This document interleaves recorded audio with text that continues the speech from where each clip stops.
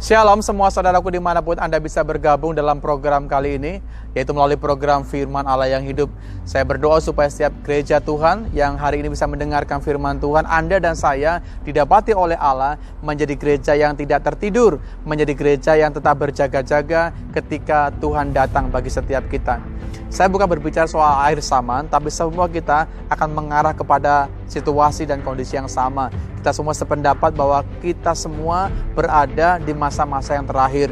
Kayak begini saudaraku, bahwa sesungguhnya iblis tidak senang melihat Anda memperoleh keselamatan. Iblis selalu berusaha menggocok, bahkan dia akan menghancurkan keselamatan itu dengan membawa setiap kita supaya kita menjadi pengikutnya. Puji Tuhan, ada firman Tuhan yang menguatkan kita. Alkitab sudah menjelaskan begini, bagaimana Petrus dengan pewahyuan daripada Allah, dia berkata begini, 1 Petrus pasal yang kelima ayatnya yang ke-8. Sadarlah dan berjaga-jagalah, lawanmu si iblis berjalan keliling sama seperti singa yang mengaung-ngaung dan mencari orang yang dapat ditelannya.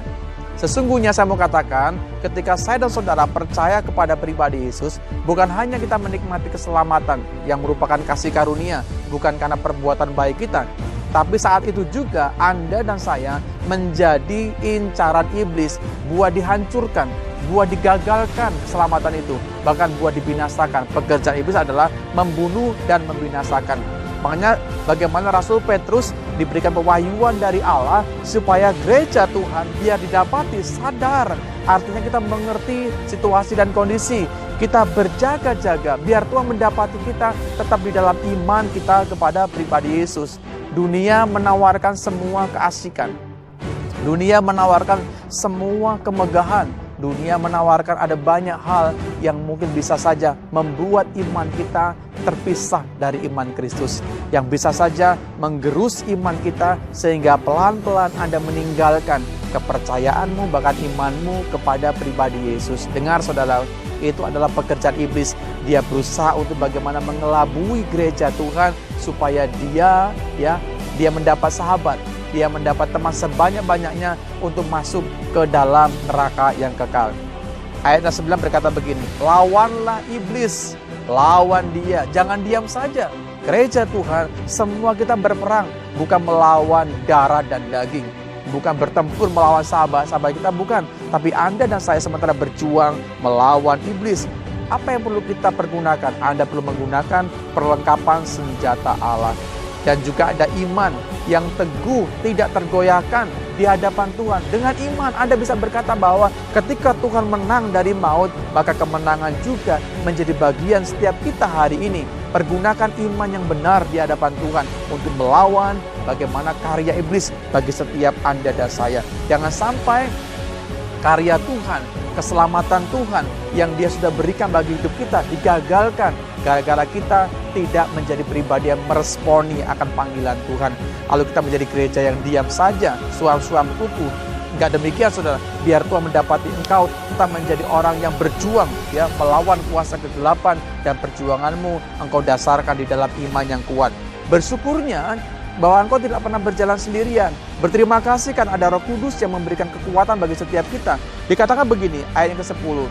Dan Allah sumber segala kasih karunia, dengar saudaraku, di dalam Tuhan Dia sumber semua yang baik, semua yang indah, semua yang benar, semua yang kudus.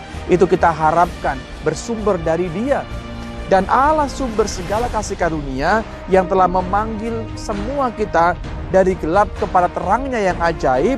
Dia akan memberikan kepada kita, melengkapi kita, meneguhkan Anda dan saya. Bahkan Dia akan mengokohkan perjanjiannya bagi setiap kita. Bersyukur hari ini ada Roh Kudus yang memberikan kemampuan bagi semua kita. Sekalipun kita berhadapan dengan masa-masa yang sulit, sekalipun kita bertemu dan berjumpa dengan masa-masa yang sukar, saya katakan, tapi berterima kasih, Anda tidak pernah berjuang sendirian. Tapi engkau ada Roh Kudus, dan Dia menguatkan kita, Dia meneguhkan perjanjiannya bagi setiap kita. Alkitab katakan begini, sesungguhnya di dalam Tuhan itu ada kekuatan yang baru, di dalam Tuhan ada semangat yang baru bagi orang-orang yang mau berjuang melawan iblis. Alkitab katakan engkau akan mendapatkan kekuatan yang baru. Kabar baiknya bahwa sesungguhnya dimanapun dan situasi apapun yang sementara kau hadapi, ada Allah Immanuel, Allah yang beserta dengan kehidupan setiap kita. Camkan baik-baik, bagian kita adalah hari ini berjaga-jaga, sadar dan melawan iblis, supaya kemenangan itu yang merupakan kemenangan Tuhan bagi gerejanya tidak sia-sia, tapi juga menjadi bagian dalam kehidupan Anda dan saya hari ini. Puji Tuhan. Ini perenungan firman Tuhan buat program kali ini. Saya berdoa dari tempat ini supaya setiap Bapak Ibu bisa mendengarkan firman Tuhan. Anda diberkati, Anda dikuatkan, diteguhkan bahwa sesungguhnya setiap kita berjuang dalam hal yang sama, di dalam iman kita kepada Tuhan. Jangan pernah beri kesempatan buat iblis bekerja bagi setiap kita. Kalahkan dia dengan iman yang teguh di hadapan Tuhan. Puji Tuhan, Tuhan memberkati semua kita.